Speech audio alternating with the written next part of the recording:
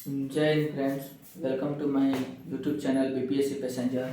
हमने एक series start किया था। कौन सा सीरीज? हिस्ट्री क्लास 12 का एनसीईआरटी का टोटल ऑब्जेक्टिव सीरीज है, केवल 12वीं क्लास का एनसीईआरटी का। उसमें प्राचीन, मध्यकालीन और आधुनिक, तो हम लोग प्राचीन में चल रहे हैं। सीरीज नंबर 6 है, ठीक है।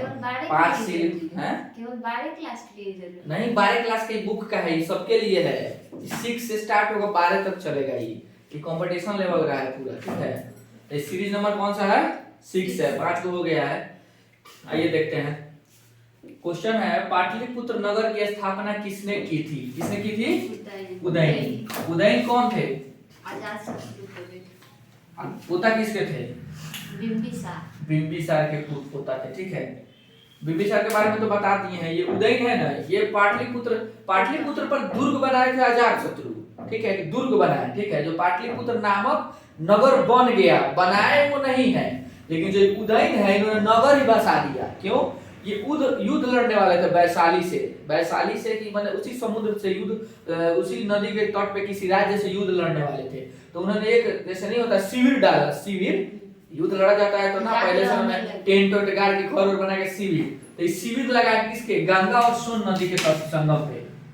गंगा और सोन नदी के संगम पे, ठीक है, जहाँ पे मिलती है ना, उसी पे। गंडक नहीं, गंडक तो उस साइड हो गया, वो इस पार हो गया। इसी के संगम पे कौन? पटना नगर का ये स्थापना की, ठीक है ना, याद रखना चाहिए। उतरा है रथ मूसल। दूसरा क्वेश्चन है, रथ मूसल नामक आक्रमक यंत्र का प्रयोग किस जनपद में पहली बार किया? कौन थे? मगध के अजातशत्रु। ये फिल्म देखे हैं बाहुबली? बाहुबली देखे आप लोग? तो बाहुबली में एगो पथरवा नहीं फेंक रहा है? अच्छा, मशीन। हाँ, मशीन में तीरवा वाला, पत्थरवा वाला, वही रथ मूसल है। उसी को बोला। हाँ, वही है। उसका सबसे बिजोड़, एक बार में हजारों तीर। हाँ, एक बार में आप तीर का बारिश हो रहा है। तो जल का ना बारिश होता है देह पे, तीर का एक बार कोई यहाँ वाला किधर वाला पता नहीं चलेगा। तो वो भी हो गया है यहाँ पे। कहाँ है? खत्म हो गया। यही अजातशत्रु मगध के जो थे, तो किस जनपद ने किया था? मगध जनपद ने, ठीक है। उसके बाद ताम्रलिप्ति बंदरगाह कहाँ है? बंगाल। ये कब आया था उदय में? ये आया था आपको गुप्त वंश के समय में आया था, गुप्त काल में। ताम्रलिप्ति बंदरगाह बस याद रखना है, कहाँ है? बंगाल में। इलाहाबाद प्रयाग प्रशस्ति के लेखक कौन है? हरिसेन। इसके बारे में आप लोगों को डाउट होगा कि ये क्या है, प्रयाग प्रशस्ति क्या है? ये समुद्रगुप्त जो थे ना, समुद्रगुप्त, सुनिए, ध्यान से सुनिए मैडम। समुद्रगुप्त जो थे, गुप्त वंश के शासक, उनके दरबारी कवि कौन है? हरिसेन। दरबारी कवि कौन है? हरिसेन, ठीक है। तो ये जो दरबारी कवि है, एक लेख लिखे, ठीक है। कौन सा लेख लिखे? उस लेख का नाम है प्रयाग प्रशस्ति लेख है, ठीक है। इस लेख में केवल युद्ध का वर्णन है। इलाहाबाद क्यों बताते हैं। लेख का वर्णन है, ठीक है। सॉरी, युद्ध का वर्णन है। किससे युद्ध से? जो राजा समुद्रगुप्त के विरुद्ध युद्ध लड़े वो सब हार गए। माने जो राजा समुद्रगुप्त से युद्ध लड़े वो हार गए। उन्हीं युद्धों का वर्णन है प्रयाग प्रशस्ति यानी प्रयाग प्रशस्ति में युद्ध का वर्णन है। और भी बहुत कुछ वर्णन है, लेकिन ज्यादा इसका है। और ये जो है ना, अशोक का एक अभिलेख था। क्या था? अशोक का एक अभिलेख था। अभिलेख या स्तंभ लेख, उसको कौशाम्बी से लाकर 370 ईस्वी में, ठीक है, कौशाम्बी से ले आके 370 ईस्वी में लाया गया और उस अशोक के अभिलेख पर इस प्रयाग प्रशस्ति को लिखवाया, खुदवाया गया। अब बुझा गया? ये लेख है, पत्थर का स्तंभ नहीं है। इस लेख को किसके अभिलेख पे खुदवाया गया? अशोक के। पिलर टाइप का गोल है, ठीक है। चलिए आगे आइए। भारत की सबसे प्राचीनतम लिपि कौन है? ब्राह्मी लिपि। इसी से देवनागरी बना है। इंडिका के लेखक? 1000 बार क्वेश्चन आएगा। सबसे शक्तिशाली मगध, सॉरी, महाजनपद मगध। क्यों सबसे शक्तिशाली है? क्योंकि यहाँ का भौगोलिक जो एरिया है ना, बहुत धनी एरिया है। लोग भौगोलिक क्षेत्र से युद्ध से को, इसके दक्षिण साइड से पहाड़ी है, उत्तर साइड से गंगा नदी है, मतलब चारों ओर से पहाड़ी है। और जो राजगीर राजधानी था ना मगध का, चारों ओर से पहाड़ी है और नदी के संगम है। बस कोई युद्ध करेगा नहीं, मैंने गंगा नदी है, नदी पार कर कोई जाएगा नहीं जाएगा। यहाँ पे लोहा का आविष्कार ज्यादा हुआ। सबसे ज्यादा लोहा का आविष्कार कौन है? लोहा का खोज ज्यादा हुआ। खुदाई में ज्यादा लोहा निकलता था, जिससे लोहा से उस एरिया में अन्न ज्यादा निकला। अन्न ज्यादा निकला तो टैक्स ज्यादा मिलेगा। अन्न ज्यादा निकला, हम खाने से ज्यादा अन्न उपजा दिए, तो उस अन्न को हम बेचेंगे ना जाके बाजार में, तो बेचेंगे तो हमको क्या मिलेगा, आमदनी मिलेगा। उस अनाज को सरकार जब लेगा तो सरकार भी बेचेगा किसी से, सरकार को भी पैसा आएगा, जब पैसा आएगा ज्यादा तो क्या होगा, नदी के किनारे धनी। इसीलिए उपजाऊ। दोआब एरिया था, उपजाऊ भूमि थी वहां पे, सोन नदी है, गंगा नदी है, पुनपुन नदी है, नदी का भंडार है एकदम, नदी संरचना। उसके बाद कलिंग युद्ध का वर्णन किस अभिलेख में है, कलिंग युद्ध कौन लड़ा था, सम्राट अशोक। बोलिए अशोक तो और कोई भी है, गांव का हो जाएगा। उनको सम्राट कब से बोला जाने लगा, सम्राट मतलब कुछ बोला जाता है ना कि सम्राट उनको कब से बोला जाता है? ऐसा क्वेश्चन नहीं है, सम्राट कब से बोला जाए, सीरियल वाला बात उठा रहे हैं, सीरियल को वैल्यू मत कीजिए। 5 या 10 साल पे इन अपना राज अभिषेक कराया, उसका कारण था ये, अब इसका मैटर मत घुसाइए लोग हमको, ठीक है, जो पढ़ा रहे हैं पढ़िए। कारण ये था कि 99 इनको ने इनके पिता राजा नहीं बनाना चाहते थे, ठीक है, जिससे राजा बने 99 भाई को मार के, चारों तरफ अशांति हो गया कि काहे मार के बना, तो उस सबको दबाने में इनको 8-9 साल का लगभग समय लग गया, ठीक है। तो मैंने 8-9 साल नहीं बताएंगे, लेकिन समय ज्यादा लग गया, डेट में थोड़ा सा कंफ्यूजन हो जाता है, जिसके कारण इनका राज्याभिषेक लेट से हुआ है। और इसमें हम पढ़ेंगे कलिंग युद्ध कब हुआ था, ये क्वेश्चन पूछता है 261 बीसी में। चलिए इसको आप लोग नोट डाउन कीजिए। कब बताइए ना, अर्थशास्त्र लेखक। हाँ, अर्थशास्त्र के लेखक कौन है, कौटिल्य है। अर्थशास्त्र पता है क्या है, बताइए लो। अर्थ माने तो होता है रुपया पैसा, तो इकोनॉमी का बुक हुआ नहीं हुआ, ये राज कार्य से संबंधित है, माने राजा का कर्तव्य क्या होता है, राजा का कर्तव्य क्या होता है, राजा को अपने राज्य के प्रति कैसा सोच होना चाहिए, कैसे कार्य करना चाहिए, प्रजा को कैसे खुश रखा जाए, यानी कि राजनीति से संबंधित बुक है। कौन है, कौन लिखे है, कौटिल्य। विष्णुगुप्त आएगा तो स्वयं मारा जाएगा, मारा जाएगा। इनका नाम विष्णुगुप्त है। और क्या एक और नाम, एक और कौन नाम है, क्या बोले, चाणक्य। हाँ, कौटिल्य, चाणक्य, चाणक्य, चाणक्य, यानी तीनों में से कोई आ जाए तो भारत के इतिहास को बदल दी गई है, बहुत ही आज तो प्रतिभाशाली। तक्षशिला से ये शिक्षा ग्रहण किए थे, चंद्रगुप्त को शिक्षा देकर। इन पे बहुत सीरियल बना है, बहुत सारा सीरियल बन गया है, कहानी है, लोकोक्तियां हैं, इनके जैसे कोई ले तो मोटिवेशन है, सबसे बड़ा मोटिवेटर है ये आज के समय में। चलिए ठीक है, इसको लिखिए लोग। चलिए आइए हम लोग नेक्स्ट क्वेश्चन देखते हैं। सुदर्शन झील का मरम्मत किसने किया था, यहाँ मरम्मत दे रहा है, बनवाया नहीं ना दिया है। सुदर्शन झील को किसने बनवाया था, तो उसपे कुछ टूट फूट गया था तो उसको, हाँ, बांध टूट गया था तो कौन करवाया, रुद्रदामन कराया। लेकिन क्वेश्चन दे दे सुदर्शन झील को किसने बनवाया, क्या दे दे, किसने बनवाया था? किसने बनवाया, तो क्या होगा, ये होगा चंद्रगुप्त मौर्य जो थे ना, चंद्रगुप्त मौर्य। प्रांत आप लोग समझते हैं, आज भारत का प्रांत कौन होगा, बिहार एक प्रांत आ जाएगा, राज्य आ जाएगा। वैसे ये जो मौर्य वंश था ना, उसका एक प्रांत था, ये वाला गुजरात एरिया का। इस प्रांत का जो प्रांतपति जो था ना, शासक, उसका नाम था पुष्यगुप्त।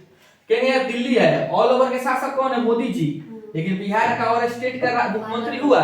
वैसे ही वो शासक था, क्या नाम था, पुष्यगुप्त। वही इसको बनवाया था, इसको सुदर्शन झील को। फर्स्ट हुआ। इसमें नहर किसने निकलवाया, सेकंड क्वेश्चन। पहला क्वेश्चन लिख लो सब, पुष्यगुप्त लिख लो सब, पुष्यगुप्त किसने बनवाया फर्स्ट में। सेकंड में नहर किसने जोड़ा, नहरे किसने बनवाई, आपने तो जोड़ लीजिए लोग जो बोल रहे हैं। तो ये हो जाएगा अशोक का जो राज्यपाल था ना, कौन, इसका जो बेटा या चंद्रगुप्त मौर्य का पोता, उसका राज्यपाल कौन था, सम्राट। और अशोक, सम्राट अशोक का राज्यपाल था तुमको तुषार। लिख लीजिए इसको, बहुत बड़ा क्वेश्चन है। शाक्त होता है, पता नहीं, सास के साक्त होता है। इसने इसमें से नहर निकलवाया, मतलब यही सुदर्शन झील में नहर निकला। हाँ, पहले बनवाया कौन, पुष्यगुप्त। ये कौन थे, सम्राट मौर्य वंश के जो सम्राट थे, चंद्रगुप्त मौर्य के प्रांतीय शासक। उसके बाद बनवा दिए, ठीक है। दूसरा उसमें से नहर कौन निकलवाया, सम्राट अशोक के राज्यपाल तुषार या तुषार, तो है तुषार पे है, उसने करवाया। तीसरा जब रुद्रदामन का आया शासक, यही प्रांत तो ये कौन था, ये भी ये था, ये शायद राजा था, पता नहीं। इनका जब समय आया तो इनके समय में बहुत ज्यादा बारिश हो गया। सुनिए इधर, ओला वृष्टि बहुत ज्यादा हो गया, बारिश, जब बारिश ज्यादा हुआ तो इसका डैम टूट गया। क्या टूट गया? डैम यानी नहर, नहर में बांध, जब बांध टूट गया ना तभी मरम्मत कराए। अब देखो कहां से कहां क्वेश्चन आया, देखो इधर देखो रुचि, इधर देखो, एक क्वेश्चन हम क्या लिखवाए रुद्र दामन, उससे 3 क्वेश्चन बन गया। हाँ तो इसको दिमाग में लिखिए लो फेयर रफ करके, इसमें नहीं लिखवाया, ज्यादा बोर्ड है, कितना लिखवाए हम, इसलिए हम ये क्वेश्चन देते हैं, उस पर 3 को 4 को आपको डील कर देते हैं। उसका आगे आओ, यूरोप का समुद्रगुप्त किसे कहा जाता है बताइए लोग? नेपोलियन। अच्छा, भारत का नेपोलियन किसे कहा जाता है?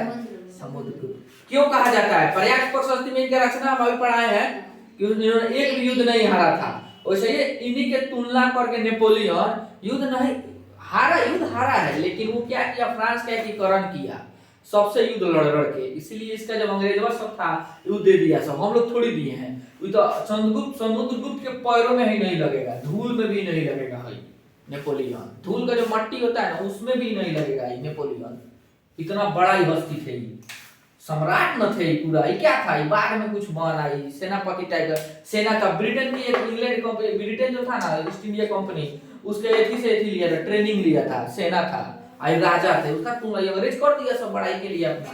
उसके ये नवरत्न किसके दरबार में थे?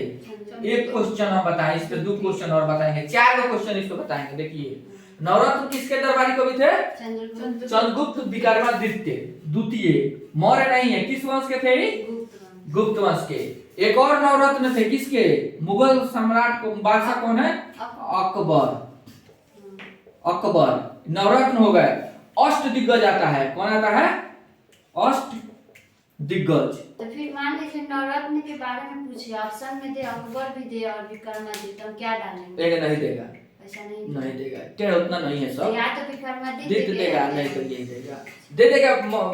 मुगल काल, सॉरी मध्य काल में नवरत्न किसके दरबार में थे? आते देगा अकबर, चंद्रगुप्त विक्रमादित्य, तो कौन मारेगा? अकबर। ये क्वेश्चन सेट करेगा। आज सुनो पॉइंट पे आओ। अष्ट दिग्गज नहीं होगा, हां हाई नहीं होगा क्या मतलब? नवरत्न किसके दरबार में थे? चंद्रगुप्त द्वितीय विक्रमादित्य, ये क्वेश्चन आया कर देना है। और ऑप्शन में और दे दे कि नवरत्न किसके दरबार में, मुगल काल में किसके दरबार में थे? तो कौन? अकबर। मुगलीय शासक है, मुगल काल में पूछे बताओ, वो बताइए। हां मध्यकाल में, हाई दरबार में पूछे बता, गुप्त में पूछेगा, अगर ऐसे पूछ देता है। चलिए दोबारा आइए ना यहाँ पे। अष्ट दिग्गज होता है एक अष्ट प्रधान, अष्ट प्रधान 8 को जिसका विजयनगर के जो शासक थे, कौन? विजयनगर, लिख लो सब, विजयनगर के शासक केडीआर, हम शॉर्ट में बोलते हैं केडीआर, कृष्ण देव राय। तेनालीराम में नहीं कहना, हाँ कृष्ण देव राय, इनके साथ कौन थे? अष्ट दिग्गज। अष्ट प्रधान शिवाजी महाराज। तो अष्ट दिग्गज मतलब 8 व्यक्ति के बारे में बताया। हाँ अष्ट दिग्गज, दिग्गज नहीं समझ रहे हैं। अष्ट प्रधान क्या है? ये प्रधान जैसे हो गया शिवाजी के जैसे ना, शासक चलाने के लिए था, ये शासक चलाने वाला नहीं है सब, ये राय देने वाला, अपना अपना गुण के लिए भी किया। लेकिन अष्ट प्रधान क्या था? सुमंत आ जाएगा, वाक्य न्यायाधीश आ जाएगा, पेशवा आ जाएगा, सामंत आ जाएगा, प्रधान आ जाएगा, जैसे प्रधानमंत्री के जैसे नीचे जौन पद हो गया उसके पद, मतलब शासक चलाने वाला। अष्ट प्रधान किसके समय में? अष्ट प्रधान शिवाजी, अष्ट दिग्गज केडीआर, कृष्णदेव राय, केडीआर, ठीक है, कृष्णदेव राय। और नवरत्न, देखो एक क्वेश्चन में कोई क्वेश्चन बनेगा, 1 2 3 4 का क्वेश्चन, आइए 4 बोल के लिखवाते तो भर जाता समय। अष्टप्रधान शिवाजी, अष्टप्रधान शिवाजी लिखिए ना, अभी लिखे लो ना, अष्टप्रधान इसको उतार लीजिए लो, शिवाजी के समय। अष्ट दिग्गज विजयनगर केडीआर, कृष्णदेव राय अकबर के समय, और चंद्रगुप्त द्वितीय विक्रमादित्य, दोनों नवरत्न। उसके बाद आइए, प्रियदर्शी किसे कहा जाता है? सम्राट अशोक को प्रियदर्शी कहा जाता है, याद रखिएगा लोग। धर्म की शुरुआत किसने की थी? बोलिए। अशोक। सम्राट अशोक धर्म की शुरुआत, ये बौद्ध धर्म से संबंधित था, लेकिन खुद एक धर्म नहीं है। क्या नहीं है? धर्म नहीं है, लेकिन बौद्ध धर्म से ही संबंधित है। इसमें अहिंसा को सबसे ऊपर रखा गया है, लोगों की सेवा करना, युद्ध नहीं लड़ना, दुनिया की भलाई करना, इसमें अच्छा अच्छा बातों का चर्चा किया गया है। एलोरा में जो कैलाश मंदिर है किसने बनवाया था? राष्ट्रकूट वंश ने बनवाया था, जो शिव मंदिर है, शिव को समर्पित मंदिर है। पुराणों की संख्या कितनी है? 18। सबसे पुराना पुराण कौन है? प्राचीन पुराण मत्स्य पुराण, मत्स्य पुराण। क्या मत्स्य लिख लीजिए, तो अब गलती हो रहा है लिखने में। सही तो लिखे। सबसे मत्स्य,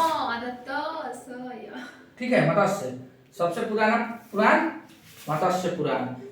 संलेखना विधि संबंधित है, विधि है, क्या है संलेखना विधि, किससे संबंधित है? जैन धर्म से। इसमें पता है क्या, चंद्रगुप्त मौर्य जो थे, देखिए आप लोग द्वितीय मौर्य में अंदर याद रखिएगा, विक्रमादित्य आ जाएगा गुप्त वंश। विक्रमादित्य क्यों आता है, पता है क्यों लेता है लोग? विक्रमादित्य एक उज्जैन के शासक थे, ठीक है, बहुत ही शक्तिशाली, वो आधा पृथ्वी को जीत लिए थे, इतना शक्तिशाली थे, युद्ध विजेता थे, जिंदगी में कभी युद्ध नहीं हारे थे, जिसमें बेताल, विक्रम बेताल आप लोग देखते हैं, उसी के थे, वही थे, उज्जैन के शासक थे। ये इतना विजेता थे, इसलिए इनका नाम पे इनको सबको जो युद्ध लड़ता था विजेता बनता था, अपना नाम पे विक्रमादित्य लगा लेता था। अब बुझा गया? हाँ, ये बहुत बड़े शासक थे, इन्हीं के नाम पे लोग अपना अपना पीछे टाइटल लगा लेता है। उज्जैन के शासक थे, कहाँ के थे? उज्जैन के शासक थे। जो हमारे जो चंद्रगुप्त मौर्य हैं, मौर्य वंश के शासक, इन्होंने ना अंतिम समय में बताया थे फर्स्ट वीडियो में कि कर्नाटक के श्रवण बेलगोला में गए और इसी विधि से प्राण त्याग दिए।